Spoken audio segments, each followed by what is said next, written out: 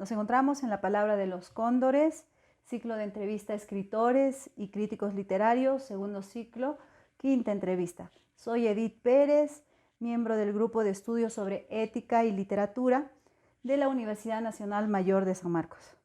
Nos complacemos en presentar al escritor cusqueño Luis Nieto de Gregori desde la Ciudad Imperial. Y nada, ¿no? Explicarles que es nuestro escritor renombrado aquí en Cusco.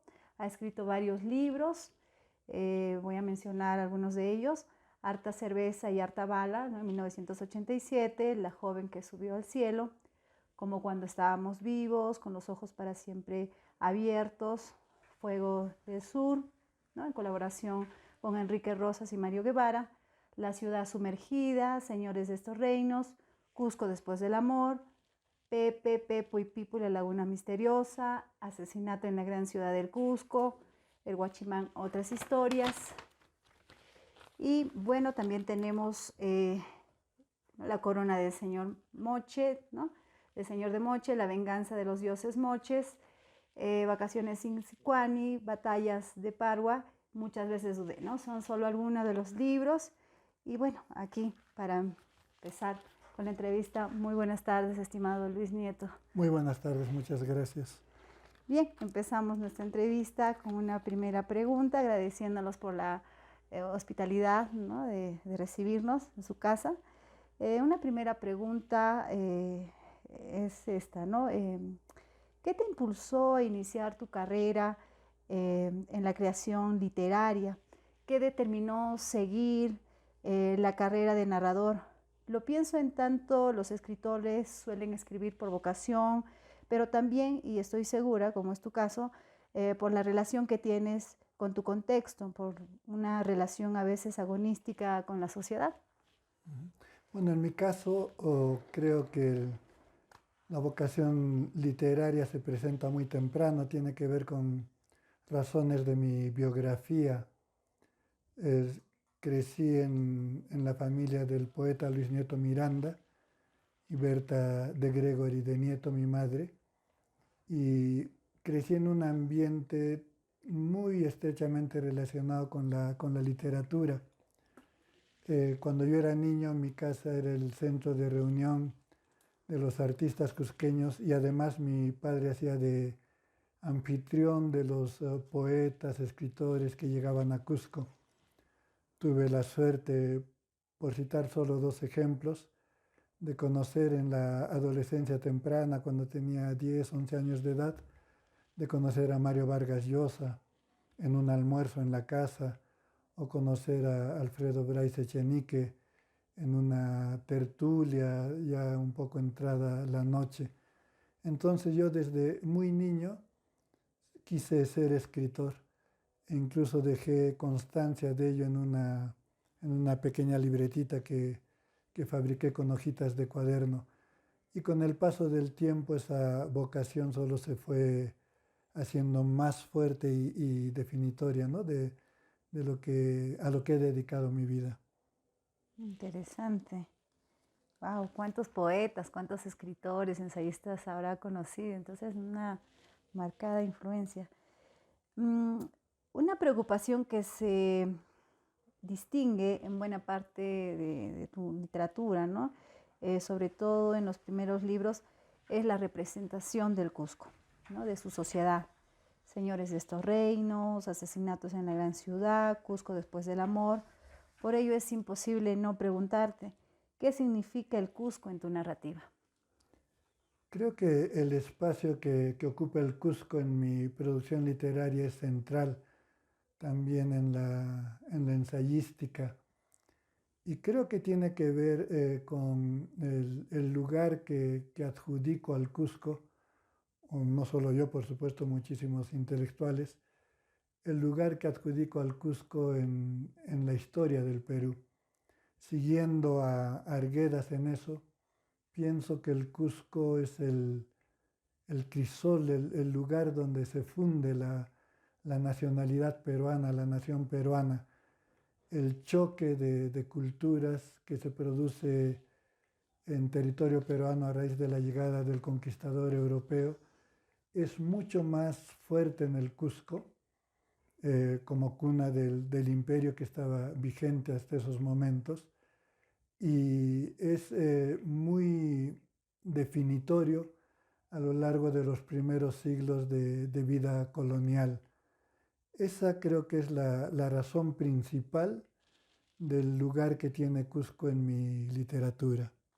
Pero hemos visto también Cusco ahora último en el Semanario Sur, ¿no? También la preocupación, el contexto histórico, claro, ¿no? Todo vinculado a literatura. Interesante eso. Sí, yo creo que yo trato de entender el Cusco más allá de esa visión tradicional que se deriva del discurso que se conoce como cusqueñista. Este es un discurso que aparece a mediados del siglo XX a raíz de la creación de las fiestas del Cusco, la escenificación del Inti Raymi, la convocatoria del concurso al himno al Cusco. Y es un discurso que dice que el valor de esta ciudad radica en que es la cuna del imperio incaico y que es la fuente de identidad nacional. Pero es al mismo tiempo un discurso bastante pasadista que pese a que nace para promover el valor turístico del Cusco, curiosamente, ha echado raíces más en el pasadismo, en ensalzar el pasado imperial del Cusco. Yo decía que quiero ir más allá de eso y también analizar los conflictos del Cusco de hoy, que son los conflictos de la nación peruana. Por un lado, el racismo sobre todo, la exclusión de las mayorías indígenas. Por otro lado, el machismo, la exclusión de la mujer. Y lo que hemos visto en las protestas recientes en esta ciudad es justamente una polarización de la sociedad cusqueña a raíz del rechazo a las protestas de los sectores campesinos. Entonces, como digo, mi visión del Cusco es una visión que también quiere ver el protagonismo de los sectores populares cusqueños en la construcción de la nación peruana. Acerca, ¿no? También ahora continuamos con lo del Cusco. No obstante, tu narrativa también se ha ampliado sin dejar de lado el espacio de Cusco, ¿no? Has abordado otros espacios, otros géneros, otros tiempos. Pienso en tu novela que ha construido un ciclo de mitología moche, ¿no? O tal vez muchas veces dudé, ¿no? En la que abordas un personaje emblemático de nuestra sociedad como es Huamán Poma de Ayala, ¿no? Y ya no es pues Cusco, ¿no? Ya no es, sino que estamos visitando otros espacios, ¿no? Eh, el proyecto trazado alrededor de Cusco, cómo se relaciona con estos nuevos espacios que recorres. Justamente con eso que señalaba, que tengo una mirada crítica de ese discurso llamado cusqueñista en nuestra ciudad, que cuando mire el pasado prehispánico del Perú, solo ve la historia incaica, ¿no? Y desconoce los miles de años que hay antes de los incas, con desarrollos culturales diversos y con desarrollos culturales importantísimos también para lo que es el Perú hoy día. Entonces, no he querido centrar mi visión del pasado solo en lo incaico, no he querido centrar mi visión del pasado solo en el choque cultural entre las civilizaciones andinas y el conquistador europeo, sino que he querido también mirar a otras culturas que florecieron en territorio peruano. Lo he hecho desde la literatura infantil y desde la novela policial, pero creo que para mí es muy importante, sobre todo, tocar el tema de los moches. En la visión que tengo, la cultura moche es una de las más avanzadas que se desarrolla en suelo peruano y por eso el interés que despierta en mí y por eso la llevo a la literatura, a la ficción, incluso también al ensayo últimamente. Es esta mirada abarcadora la que quiero que esté detrás de mi producción literaria. Uh -huh. Hay algunos tópicos importantes que se observan, ¿no? En lo anteriormente señalado. Quisiera preguntarte específicamente por la representación de la mujer. ¿A qué responde ese constante interés por referirse a las mujeres, en este caso la andina, ¿no? Las más de las veces como protagonista en tu narrativa? Creo que esto tiene que ver con la manera como yo entiendo el Perú actual. A mí me parece que hay dos problemas que lastran el desarrollo del Perú, que impiden una verdadera reconciliación nacional, que impiden que construyamos una nación de todas las sangres, como diría José María Arguedas. Estos problemas son, por un lado, el racismo y la exclusión de las mayorías indígenas y mestizas, y por otro lado, el machismo, la exclusión de la mujer o su subordinación dentro de la sociedad peruana. Entonces, para mí siempre ha sido importante tener en mis ficciones protagonistas mujeres, mujeres que tengan agencia, que sean activas, que sean luchadoras, y lo he hecho tanto en la literatura infantil y juvenil como en mis novelas dedicadas a un público general. La mujer para mí ocupa un espacio importantísimo en la construcción de nuestra sociedad y es lo que quiero reflejar en mi producción literaria y ensayística. Ujú. Ah, interesante. En el caso del relato histórico, resulta un género que visitas constantemente. ¿Por qué usar un recurso muy asociado, ¿no? Tal vez esta que se vincula siempre a la verdad, ¿no? Cuanto menos a un referente explícito, más en estos tiempos posmodernos, ¿no? Donde el supuesto fin, ¿no? de esta historia ha llegado. Uh-huh. Es la incursión en la historia me la dicta finalmente el Cusco, ¿no? Yo me formo universitariamente en Moscú, regreso al Perú con muchísimas ganas de dedicarme a escribir y voy a trabajar a Ayacucho y con lo primero que me confronto es con el tema de violencia y esto alimenta mis primeras ficciones. Pero luego, por esta misma situación de violencia, dejo la ciudad de Huamanga, regreso al Cusco, que es mi ciudad natal, y aquí me doy cuenta que vives confrontado a la historia. No solo por este discurso que menciona, este cusqueñismo que ensalza todo el tiempo el pasado, sino por la presencia permanente del pasado en la ciudad, en su arquitectura y en sus tradiciones, en el discurso de sus intelectuales.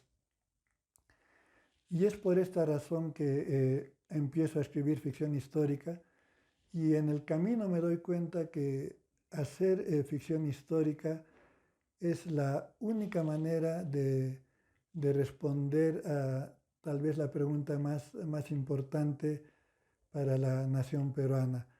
Eh, ¿Cómo surge nuestra nacionalidad? Resultado de qué somos los peruanos, qué es lo que nos marca como seres humanos, qué es lo que finalmente nos impide trabajar todos en la construcción de un proyecto común. ¿Por qué nuestra sociedad sigue siendo escindida? Porque hay un abismo todavía que separa a un sector de peruanos, un sector criollo, que siempre ha tenido el dominio de la economía, de la política, de la sociedad, y unas mayorías indígenas y mestizas. Entonces me parece que solo desde un abordaje de la historia se puede responder a estas preguntas tan importantes. Y luego viene un segundo paso, cómo construir ficción histórica. Cuánto del dato histórico uno debe respetar desde la ficción y a cuánto como escritor, como narrador, uno debe atreverse eh, en el tema de imaginar, de fabular, de ficcionar. Creo que mi trabajo es la respuesta a estas dos inquietudes que acabo de mencionar. Es algo, una búsqueda arqueológica, ¿no? Hacia atrás, hacia atrás. Una búsqueda permanente, sí, hacia atrás, pero para entender el presente, y hacia atrás, pero con la mirada de los conflictos del presente. No es una retroalimentación permanente entre pasado y sus conflictos y presente y los conflictos que todavía enfrentamos. ¿Y podríamos encontrar ahí alguna esperanza para el futuro? Yo creo que sí. Yo finalmente soy una persona optimista en cuanto al futuro de nuestro país. En mi última novela, por ejemplo, muchas veces dudé, la que dedico a Guamán Poma de Ayala, sus conflictos con Martín de Murúa y las vicisitudes que él enfrenta para escribir su nueva crónica y buen gobierno. Pareciera que el final es un tanto desalentador, pero no es así, porque bien leída esta novela es el planteamiento de la propuesta de Guamán Poma de Ayala para que tengamos una nación construida sobre todo sobre el esfuerzo y los derechos de las poblaciones indígenas, de todo este mosaico de poblaciones indígenas que Guamán Poma representa en su crónica, ¿no? Entonces, yo pienso que el Perú está avanzando enormemente en las últimas décadas a la construcción de una sociedad que respeta los derechos de de las poblaciones indígenas y mestizas, pero está avanzando en esta dirección gracias al protagonismo de estas poblaciones. Por solo tomar el siglo XX, las primeras rebeliones indígenas en el primer tercio del siglo, en Cusco, en Puno, o las tomas de tierras de las haciendas a lo largo de toda la geografía nacional en los años 50 y 60, y recientemente las protestas en contra del gobierno de Dina Boluarte, que han estado protagonizados por los quechuas de Cusco, los aymaras de Puno, los chancas de Apurímac y Ayacucho, en general las poblaciones indígenas del centro y sur del Perú. Es este protagonismo, yo creo, el que a la larga va a dar frutos en una nación peruana que nos represente de verdad a todos los peruanos. He leído varios artículos tuyos, reflexiones acerca de narrativa andina. ¿Te consideras todavía un narrador andino? Y si es así, ¿qué significa ser un narrador andino en nuestra sociedad contemporánea postmoderna? Definitivamente me considero un narrador andino, me considero un protagonista importante del debate que se dio entre narradores criollos y narradores andinos. He escrito varios ensayos sobre el tema, tratando de analizar cómo nace esta toma de conciencia de un grupo de escritores que se declaran a sí mismos como andinos, en contraposición a otros a los que consideramos criollos. Y creo que las respuestas nuevamente están en esa nación fragmentada que es el Perú. Cuando un grupo de escritores que ahora bordeamos los 60, 70 años, empezamos a publicar en los años 80 y empezamos a recibir las primeras críticas literarias, nos encontramos con que nuestra producción literaria es catalogada de regionalista o indigenista o neoindigenista. Y no nos reconocemos en estas categorías, porque el mundo que describimos no es el mundo indígena, sino el mundo urbano mestizo de las grandes ciudades de la sierra, y también el mundo sobre todo de Lima, de sus sectores periféricos limeños, el mundo del migrante limeño de origen de la sierra. Entonces ahí es que tomamos conciencia en que en el Perú la literatura es vista prácticamente en dos grandes vertientes. Se considera peruana a la escrita por los escritores criollos de cultura criolla y se considera literatura indigenista a la escrita por sea escritores de la Sierra de Perú, sea escritores de la costa, pero identificados de alguna manera con la población indígena y nuestro pasado prehispánico. Y se deja de lado, creo, el universo más importante o diríamos demográficamente más importante, que es el mestizo, el andino, ¿no? Este sector de población y esta cultura que bebe de nuestras dos grandes vertientes culturales, la criolla y la indígena. Y nosotros nos reconocemos como pertenecientes a este universo cultural y como escritores que lo plasmamos en nuestra producción tanto cuentística como novelística, y por eso nos bautizamos como andinos y por eso introducimos el tema de narrativa andina para diferenciar de la narrativa criolla y para mostrar que no se debe identificar en el Perú criollo con peruano, ¿no? Eso es parte de la herencia colonial de nuestra nación. El Perú es criollo en una minoría muy poderosa, que todavía la que tiene la sartén por el mango. Es andino en una mayoría mestiza que vive en la Sierra de Perú, en las ciudades de la costa, y es indígena en gran parte de la Sierra de Perú y en gran parte de la Amazonía peruana, aparte de otros universos culturales como el afroperuano, el de origen chino, el de origen japonés. Tenemos que aprender a ver siempre esta complejidad y esta diversidad, que Arguedas era el que siempre la señalaba. Si no hacemos eso, estamos siendo ciegos ante los aspectos más importantes de la realidad peruana. Ujú. Bien. En tus inicios, novelista, ¿no? Has abordado el tópico del conflicto armado interno, tiempos difíciles para publicar. Era la época convulsionada. ¿Qué te impulsó a abordar un tema tan complejo y en ese momento tan peligroso? Bueno, en un primer aspecto tuvo que ver la casualidad. Yo regreso después de vivir casi 10 años en el extranjero. Había estudiado 6 años en Rusia, en Moscú. Había vivido un par de años en Madrid y poco más de medio año en París, en Francia. Y luego regreso al Perú, paso una temporada en Lima, reubicándome, trabajando en una librería que quedaba en Colmena, en la avenida Nicolás de Piérola, a una cuadra del Parque Universitario, la librería El Caballo Rojo.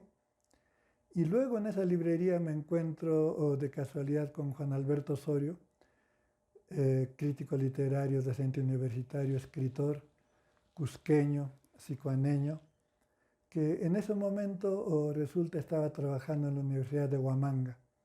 Y él me invita a presentar mis papeles a esa universidad para trabajar en el Departamento de Lengua y Literatura, y yo hago eso y soy admitido en esa universidad y me traslado a Ayacucho.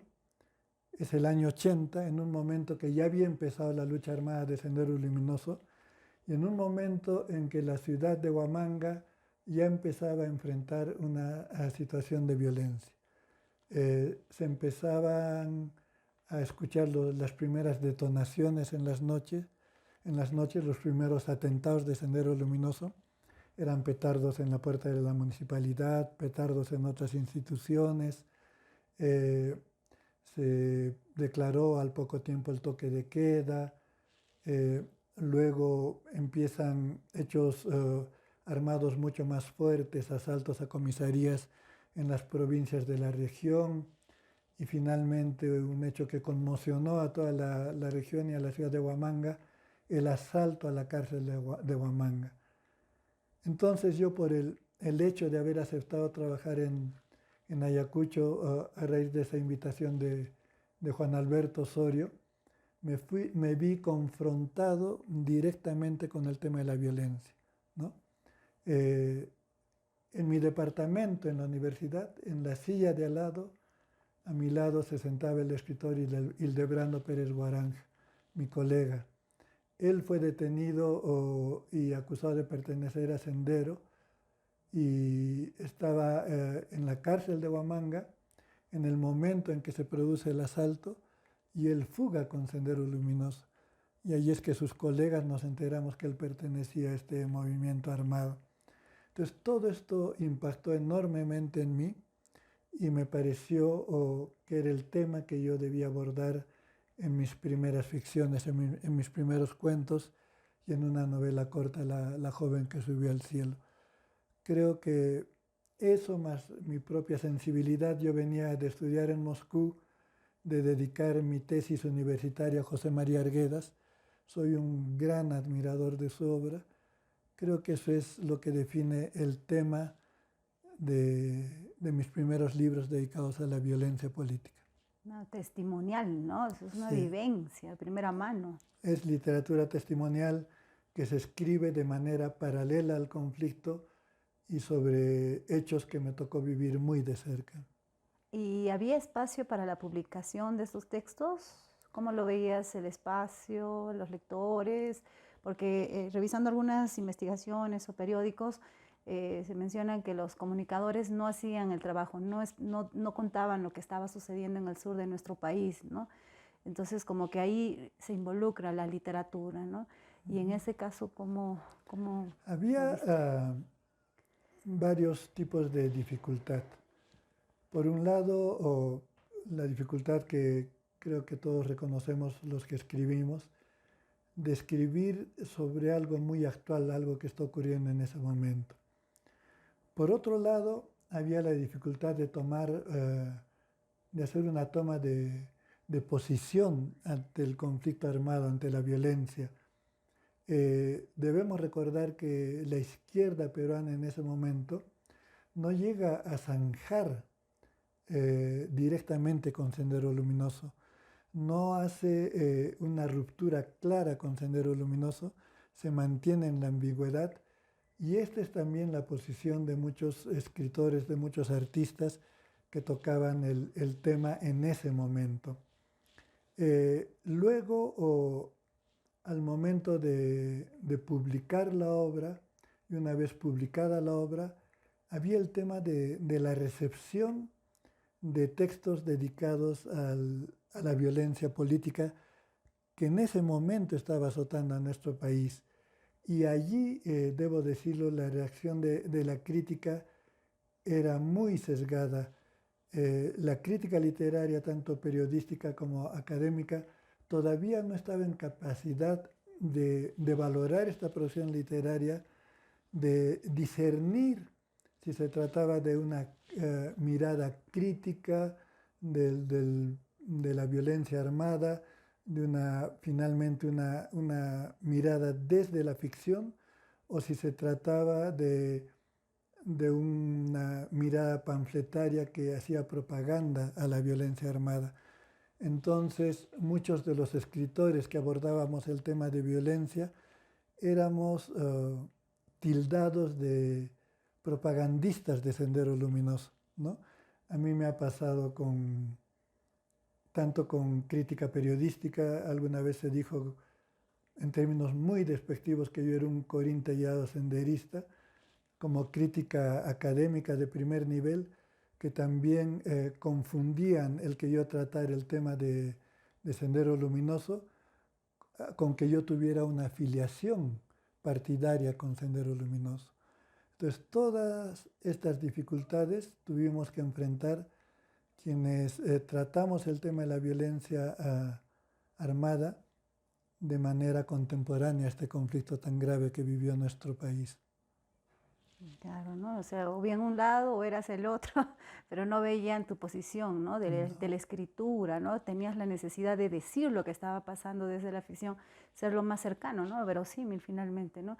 Y claro, ¿no? Los lectores pueden revisar, ¿no? Los materiales que tenemos, y lo mencioné de manera inicial: Harta cerveza, harta bala, La joven que subió al cielo, Cuando estábamos vivos, Con los ojos para siempre abiertos, Víspera, ¿no? Entonces ahí hay material que todavía tenemos que seguir insistiendo, investigando y sacar, ¿no? Material que nos ayuda justamente a reconstruir la memoria, ¿no? Que la literatura ha aportado mucho.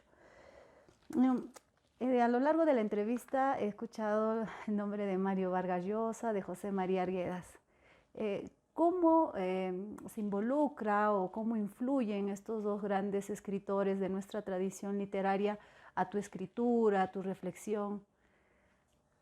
Yo tuve la ocasión les contaba, de conocer personalmente desde niño a Mario Vargas Llosa y conocer a través de los relatos de mi padre y de mi madre a José María Arguedas. Arguedas trabajó en Sicuán, y la tierra natal de mi padre. Arguedas visitaba Cusco con frecuencia y tenía una amistad con mi padre. Mi mamá admiraba mucho a José María Arguedas y siempre se expresaba de él en los mejores términos. Y finalmente yo creo que la obra de estos dos escritores ha marcado la visión que yo tengo del Perú.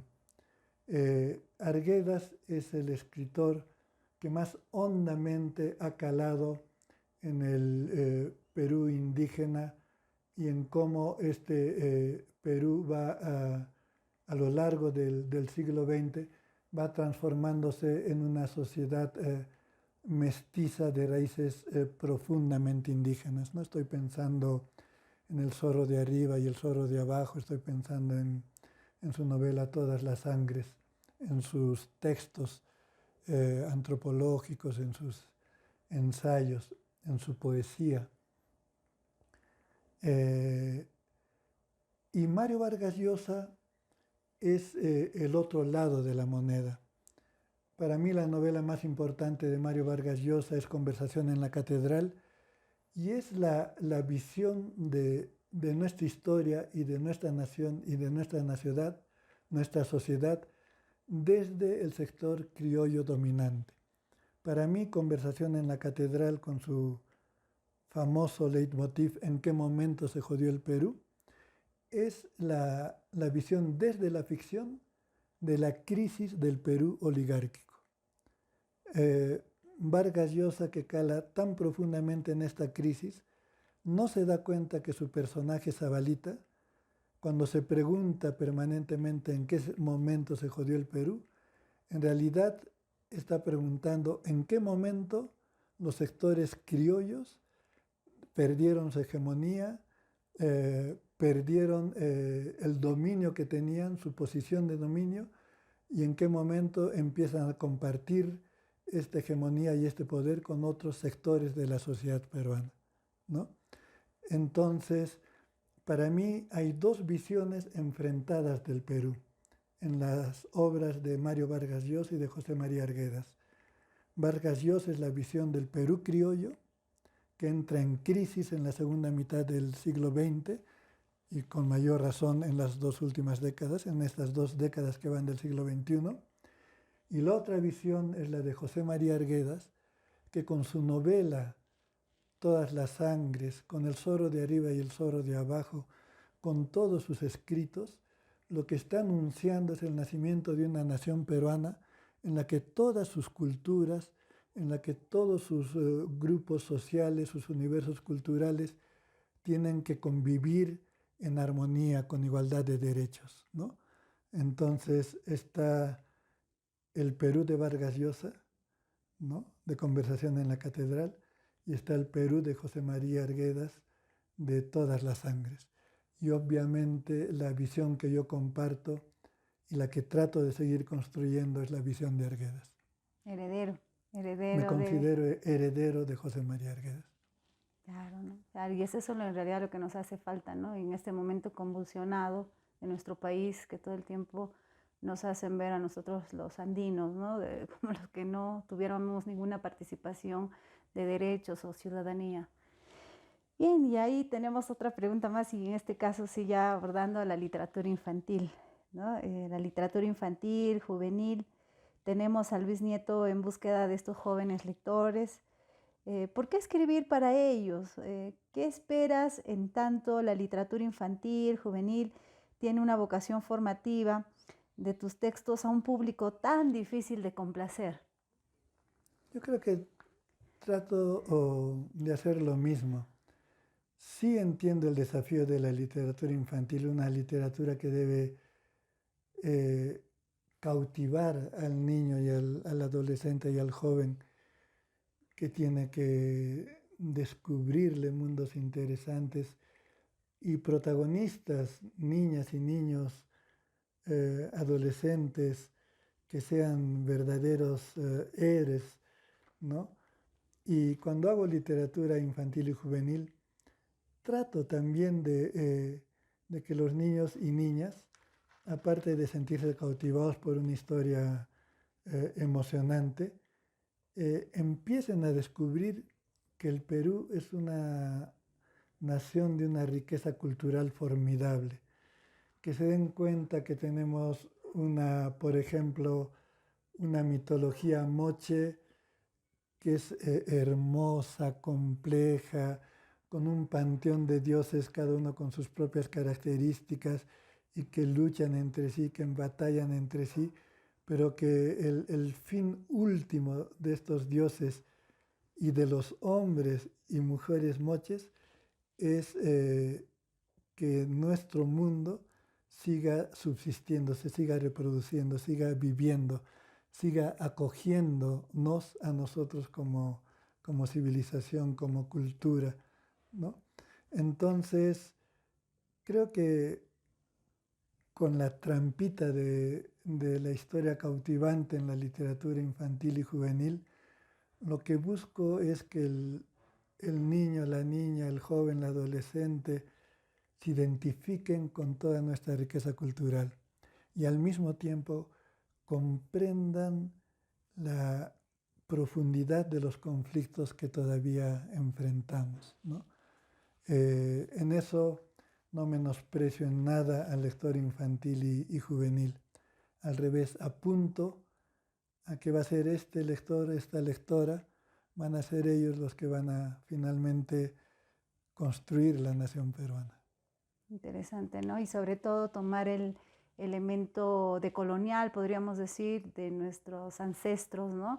Porque revisas bastante el planteamiento, ¿no? De contexto de Cusco, ¿no es cierto? También de Moche, y estoy pensando en Vacaciones en Sicuani, ¿no? También en estos textos que mencioné, La ciudad sumergida, Pepe, Pepo y Pipo y la laguna misteriosa, Pepe, Pepo, Pipo y la montaña de nieve, ¿no? La corona del señor de Moche, la venganza de los dioses moches, las batallas de Parua, ¿no? Entonces a mí me parece muy ingenioso, muy interesante, ¿no? A medida que vas contando las historias, justamente involucras el conocimiento de nuestra identidad andina, ¿no? De nuestro ancestro finalmente pan andino, ¿no? Entonces, claro, ¿no? Invito también a revisar los materiales, ¿no? De literatura infantil y juvenil.